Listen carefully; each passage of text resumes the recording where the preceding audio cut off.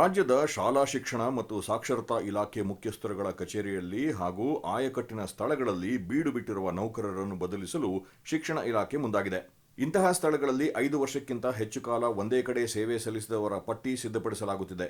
ಇಂತಹ ಎಲ್ಲರನ್ನೂ ಮೇ 28ರ ಒಳಗಾಗಿ ಕಡ್ಡಾಯ ವರ್ಗಾವಣೆಗೆ ಇಲಾಖೆಯ ಆಯುಕ್ತರಾದ ರಶ್ಮಿ ವಿ ಮಹೇಶ್ ಸೂಚಿಸಿದ್ದಾರೆ.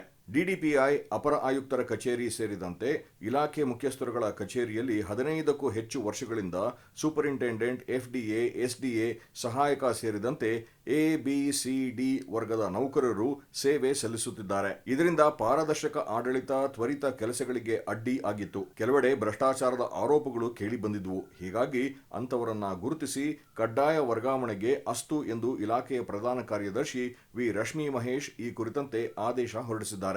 ಮುಖ್ಯಸ್ಥರ ಕಚೇರಿಗಳಲ್ಲಿ 5 ವರ್ಷ ಪೂರ್ಣಗೊಳಿಸಿದ ಗ್ರೂಪ್ ಸಿ ಮತ್ತು ಡಿ ವೃಂದದ ನೌಕರರನ್ನು 2026-27ರ ಶೈಕ್ಷಣಿಕ ವರ್ಷದ ಆರಂಭದೊಳಗೆ ಕೌನ್ಸೆಲಿಂಗ್ ಮೂಲಕ ವರ್ಗಾಯಿಸಬೇಕು. ಈ ಪ್ರಕ್ರಿಯೆ ಇಲಾಖಾ ಮುಖ್ಯಸ್ಥರ ಹಂತದಲ್ಲಿಯೇ ಮಾಡಿ ವರ್ಗಾವಣೆ ಆದೇಶಗಳನ್ನು ಇಲಾಖಾ ವೆಬ್ಸೈಟ್ನಲ್ಲಿ ಪ್ರಕಟಿಸಬೇಕು. ಇನ್ನು 5 ವರ್ಷ ಸೇವೆ ಪೂರ್ಣಗೊಂಡು ವರ್ಗಾವಣೆಗೊಳಿಸಿದ್ದರೂ ಪುನಃ ಕೇಂದ್ರ ಕಚೇರಿಗೆ ಹಿಂದಿರುಗಿರುವ ಮತ್ತು ಪ್ರಸ್ತುತ 5 ವರ್ಷಗಳ ಸೇವೆ ಪೂರ್ಣಗೊಳಿಸಿದವರ ಕಡ್ಡಾಯ ವರ್ಗಾವಣೆಗೆ ಸರ್ಕಾರಕ್ಕೆ ಪ್ರಸ್ತಾವನೆ ಸಲ್ಲಿಸುವಂತೆ ಶಾಲಾ ಶಿಕ್ಷಕ ಇಲಾಖೆ ಆಯುಕ್ತರಿಗೆ ಸೂಚಿಸಿದ್ದಾರೆ. ಅದರಂತೆ ಎಲ್ಲ ಮುಖ್ಯಸ್ಥರ ಕಚೇರಿಯಲ್ಲಿ ವರ್ಗಾವಣೆ ಪಟ್ಟಿ ಸಜ್ಜುಗೊಳ್ಳುತ್ತಿದೆ. ರಾಜ್ಯಾದ್ಯಂತ ಸಾವಿರಾರು ನೌಕರರು ಈ ರೀತಿ ದಶಕಗಳಿಂದ ಒಂದೇ ಕಡೆ ಸೇವೆ ಸಲ್ಲಿಸುತ್ತಿರುವ ಅಂದಾಜಿದೆ. ಹಲವು ವರ್ಷಗಳಿಂದ ಒಂದೇ ಕಡೆ ಕೆಲಸ ಮಾಡುತ್ತಿರುವ ನೌಕರರು ಸಾರ್ವಜನಿಕರು ಮತ್ತು ಶಿಕ್ಷಕರಿಗೆ ಸ್ಪಂದಿಸುತ್ತಿಲ್ಲ, ಕಡತ ವಿಲೇವಾರಿ ವಿಳಂಬ ಆಗ್ತಿದೆ, ಭ್ರಷ್ಟಾಚಾರಗಳು ನಡೆಯುತ್ತಿವೆ ಎಂಬ ದೂರುಗಳು ಬಂದಿದ್ದರಿಂದ 2025 ಜುಲೈನಲ್ಲಿ ಸ್ವತಃ ವಿಧಾನ ಪರಿಷತ್ ಸಭಾಪತಿ ಬಸವರಾಜ ಹೊರಟ್ಟಿ ಅಪರ ಆಯುಕ್ತರಿಗೆ ಪತ್ರ ಬರೆದಿದ್ದರು.